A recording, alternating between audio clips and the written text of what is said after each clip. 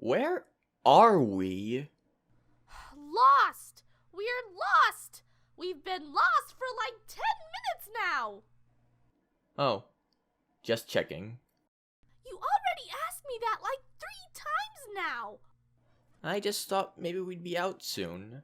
This isn't like some funny gag where the second people realize they're lost, they find a way to safety. Oh, hey, look! The trail! Wow! Huh. Wait, did you plan this?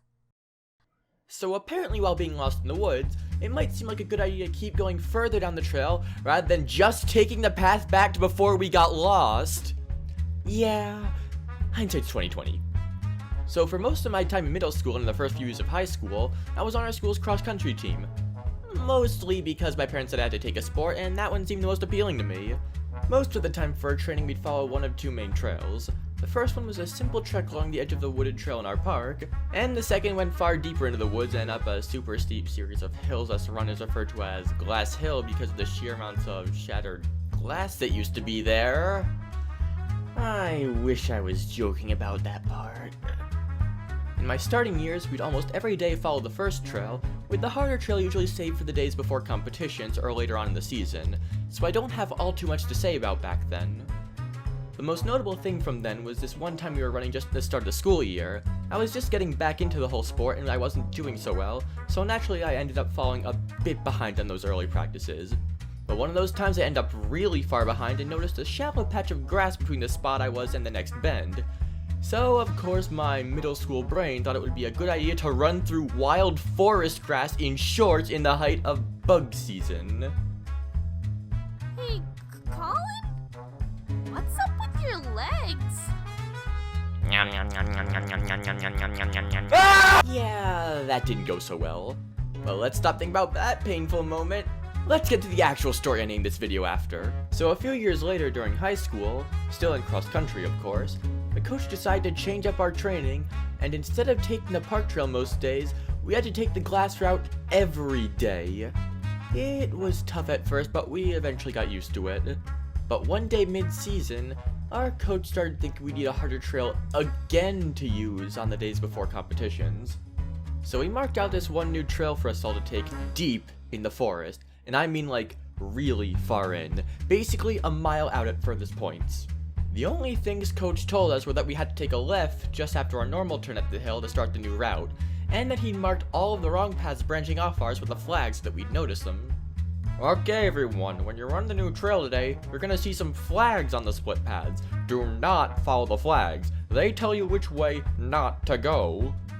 So for the first day of that new trail, I was kinda lagging behind my usual pace, constantly racing against this one girl who ran at a similar speed to me.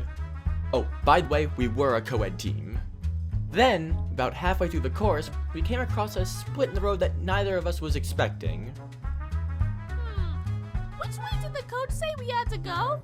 I think it's the flagged route. I mean, it makes sense to mark out the route you want people to take. Sounds reasonable to me. Let's do this. And then we got lost.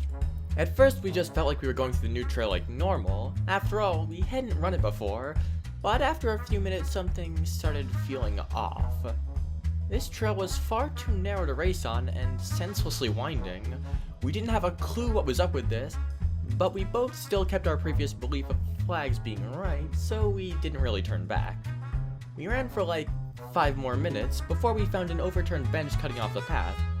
That was when we knew we were on the wrong trail. We fixed up the bench, which ultimately amounted to just flipping it over. We took a quick seat to get our bearings, and we kept going on the trail, thinking we were too far now to turn back. Then, another 5 minutes later, we came across a massive 4-way intersection. No familiar signs or markings in sight. We were totally lost. Do you remember anything about a giant split in the path? You don't either? Okay, let's try to think this out. Yeah. So, according to the position of the sun, I've got no clue. But hey, left is right. I mean, that's the closest thing we have to actual directions, so why not? So we kept going.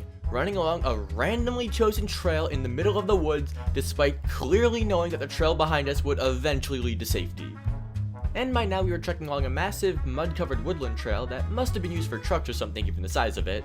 Then, 5 more minutes later, we came across, much to our surprise... It's another split.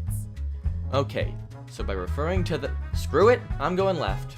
Yeah, at this point, I'm more tired than worried about being lost.